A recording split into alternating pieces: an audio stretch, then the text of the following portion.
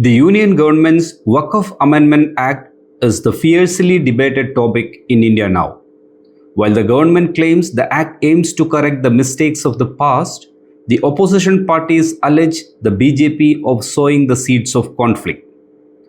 To discuss this important topic, we have with us DMK MP from South Chennai and member of the Parliamentary Standing Committee on Education, Tamizhachi Tangapandian. She recently wrote an editorial piece for the New Indian Express in which she critically analyzed different provisions of the Act.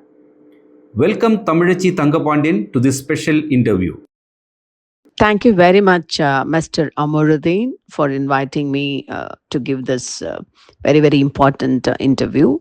In your edit page piece in the New Indian Express on April 18, 2025, you mentioned the Waqf Amendment Act 2025 as a rupture and not a reform.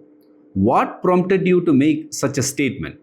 See, the government has repeatedly used reform as a euphemism for control, be it the FCRA clampdowns or the electoral bonds opacity.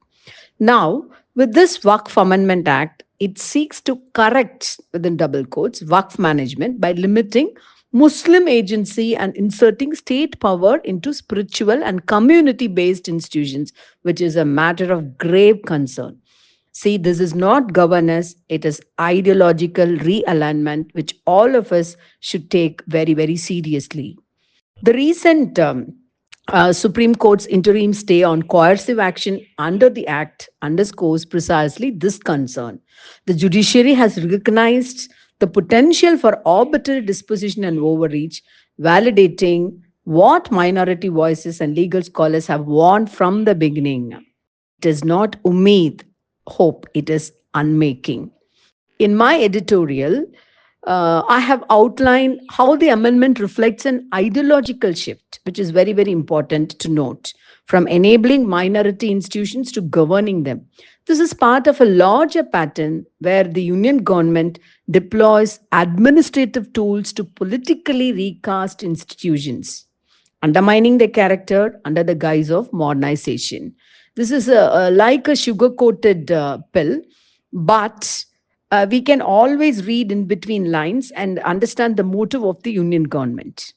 This amendment is not a reformative exercise, it is a rupture.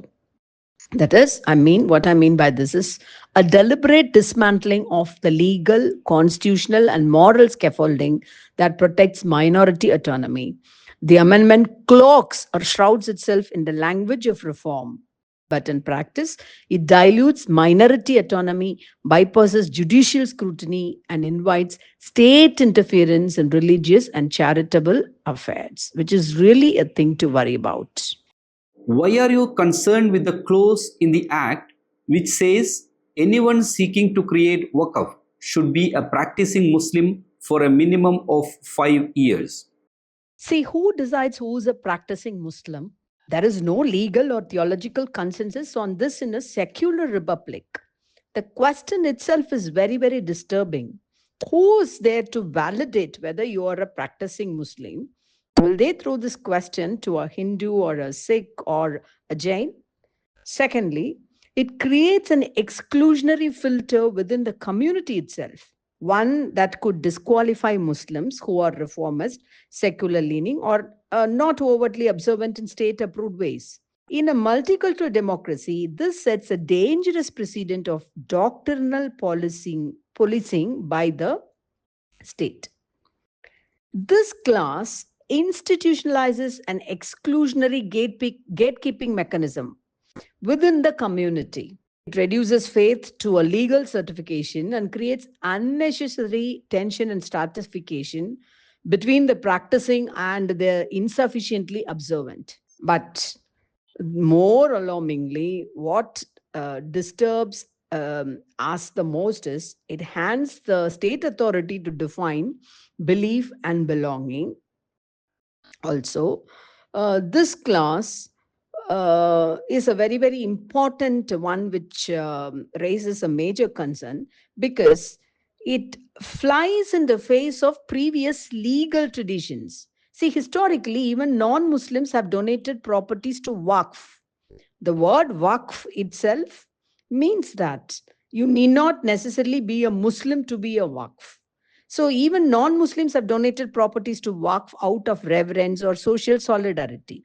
Take, for example, in Tamil Nadu, the state which I belong to, I'm a member of the parliament from South Chennai. In Tamil Nadu, such interfaith charitable culture is not alien. It is part of our civilizational ethos. By excluding this possibility, the union government is manufacturing religious segregation in charity, which is not at all agreeable. See, what begins as bureaucratic scrutiny ends as ideological policing. They were into moral policing, they are still doing it. Now they are coming into this forte of ideological policing. The effect is chilling. It constrains religious charity within a narrow framework of state validated religiosity. It is a solution, so called solution, which the union government proposes to a problem that did not exist at all. And our constitution clearly says that secularism is an integral part of it. And this clearly pronounces a death knell on that particular secularism aspect. Your piece also raises concerns about the enhanced role of state authorities in Waqf administration. Why? See, the amendment transforms Waqf boards from independent statutory bodies into executive appendages. Now, the district collectors and other state officials are empowered to take unilateral decisions regarding any problems with the evictions or sealing of properties or under supervision of board affairs, which means they are able to exercise power and control into this. And the major concern is often without the due consultation with the Waqf board itself. See, the district collectors and the state officials may not be aware of the historical or the legacy of that particular building, and they may take decisions upon that, which is a very, very dangerous aspect of this bill. This aspect particularly violates two key constitutional principles. One is minority autonomy, and the second is separation of powers. The provision that bars civil courts from entertaining disputes creates a parallel administrative regime devoid of judicial accountability. It is a closed circuit of power, immune from public challenge. And again, moreover, this centralizing thrust is at odds with India's federal ethos. It is a major blow for the federalism.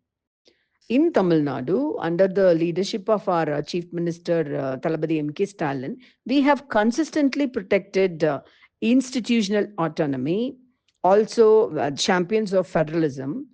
Whether matters of education or in language or religious endowment, protecting institutional autonomy is a flagship cry from our chief minister always.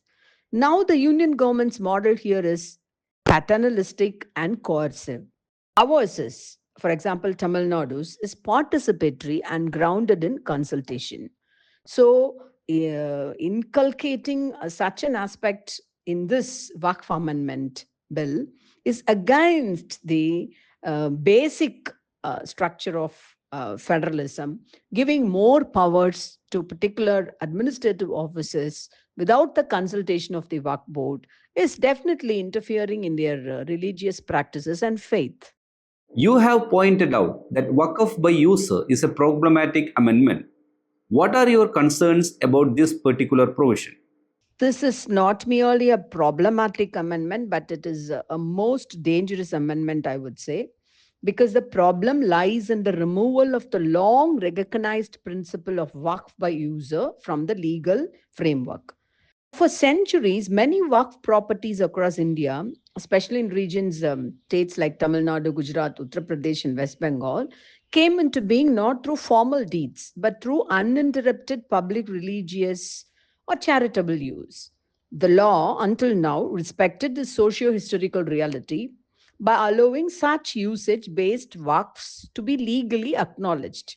Long time usages and from time immemorial, certain buildings, certain endowments have been made use for the educational purposes or for charitable purposes. And it goes without saying that those properties are Waqf by users, and suddenly you come and ask for legal documents out of the blue, which is definitely the most problematic aspect.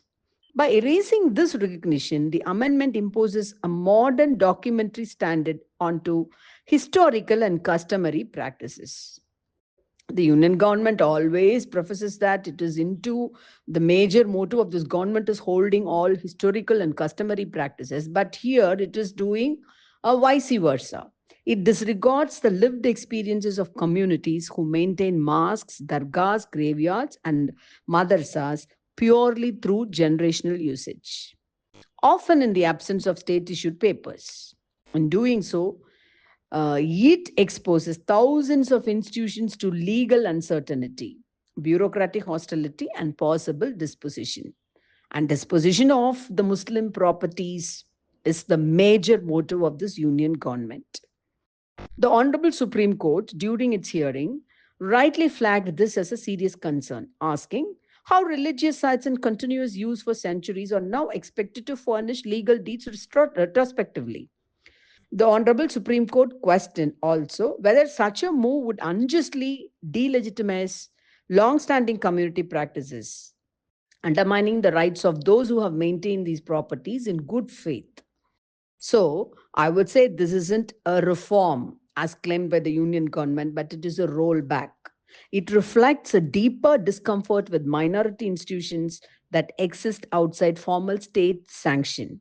And by rewriting the rules of recognition, the union government is attempting to restructure not just land records, but the very cultural memory of our communities, which is a very dangerous sign, which calls for a polarization politics, which is a clear indication of a divisive politics here. Why did you oppose the inclusion of non-Muslim members on Waqf boards and Central Waqf Council? See, this is not inclusivity. I would term it as intrusive tokenism. The idea of nominating non Muslim members to the Waqf board and the Central Waqf Council without any legitimate community mandates certainly undermines the principle of self governance guaranteed under Article 26 of the Constitution. So it is a violation of our Constitution itself. Also, I would like to ask, will the government tolerate Muslims on the boards of Hindu temples? Would it appoint atheists to manage church properties? This move is neither neutral nor novel. This move is rooted in a long standing pattern of using the language of inclusion to hollow out autonomy. On the other hand, it is just polarization and maneuvering through divisive policies or politics. The purpose of the union government is very clear: surveillance and state intervention, not representation. Union government and its ministers claim Waqf Amendment Bill aims to correct the mistakes of the past. What's your take on this? This claim is historically inaccurate and politically dishonest. The so called mistakes of the past, what do they mean by that? There are actually instances where the law respected minority agency and decentralized control over religious charities. But now, what the current union government, this regime, views it as a mistake. In fact, they are just seeing everything with the blinkers. In fact, the existence of pluralism and constitutional federalism have been put into danger by this singular attitude of the union government. By centralizing Waqf governance, eroding civil judicial recourse, inserting ideological litmus tests, like practicing for 5 years, something like that, and pushing tokenistic representations, like women are included. Women were, and now also they are there. In Tamil Nadu itself, you can find solid examples. This act is correcting nothing, it is rewriting the rules of coexistence. Diversity and peaceful coexistence are the major nerve lines of India, our country. But the ruling party has historically had a fraught relationship with the idea of minority autonomy, right from the inception of NRC, CAA, and the Mutlaq bill, now to the regime to bulldoze everything. It is, in fact, bulldozing the justice itself. That's why the Honorable Supreme Court's hearing affirms what we have long said. You cannot bulldoze institutions in the name of reform. This is not merely about the Waqf Act, it is about the nature of the Indian Union. Thank you so much, Tamizhachi Tangapandian, for sharing your thoughts and making your points clear. I thank the New Indian Express also for giving me this venue to express, rather to elaborate what have I written earlier in my opinion piece.